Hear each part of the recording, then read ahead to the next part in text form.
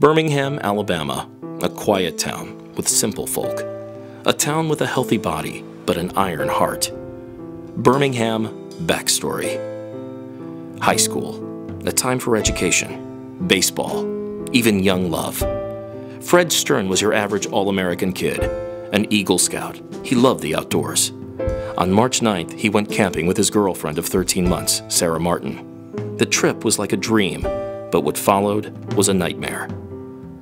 March 15th, the couple had planned to meet at their favorite park at 7 p.m., but Fred never showed.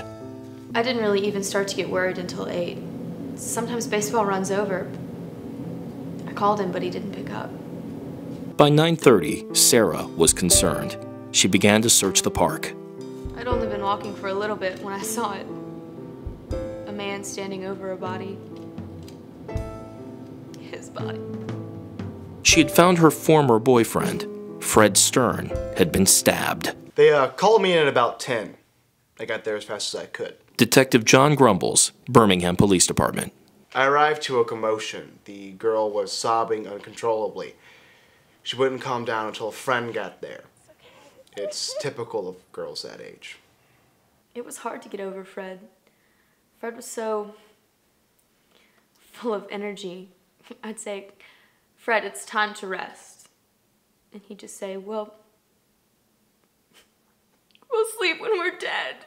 Now he'll be getting all the rest he'll ever need. Unfortunately, the only piece of evidence was Stern's photo album. Just pictures of a better time.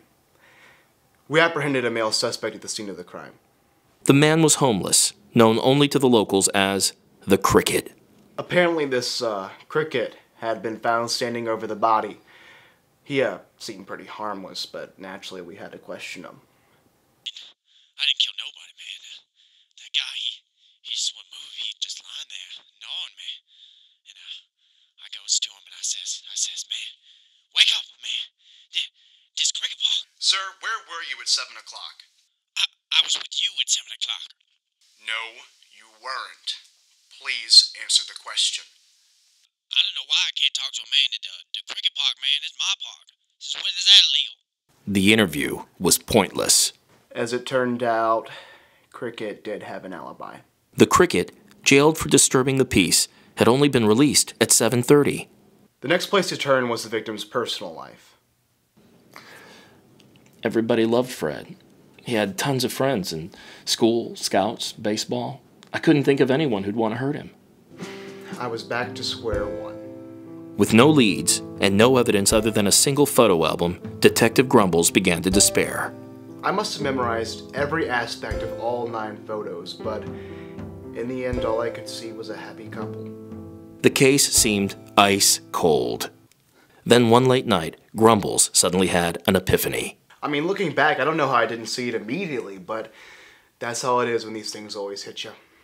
Grumbles realized the haunting pictures of a camping couple suggested one final possibility. Who was the photographer? Detective Grumbles seemed really excited over the phone, which surprised me. Of course I'd take my best friend Cindy camping with us. Hadn't he seen that really cute picture of Fred and Cindy? No. In fact, he had not seen that picture. I knew I had to talk to this Cindy. Cindy confessed immediately, not just to the murder, but to stalking Fred for the last 3 years. I couldn't believe Cindy had taken Fred away. But looking back, it makes me sick to think about how obvious it was that she was in love with him. This case just proved to me more than any other that everyone is suspect.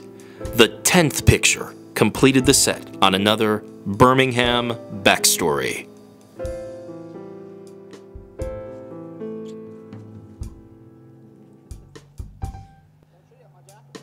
Cricket's final words were, "Chirp, chirp, bitch. Chirp, chirp."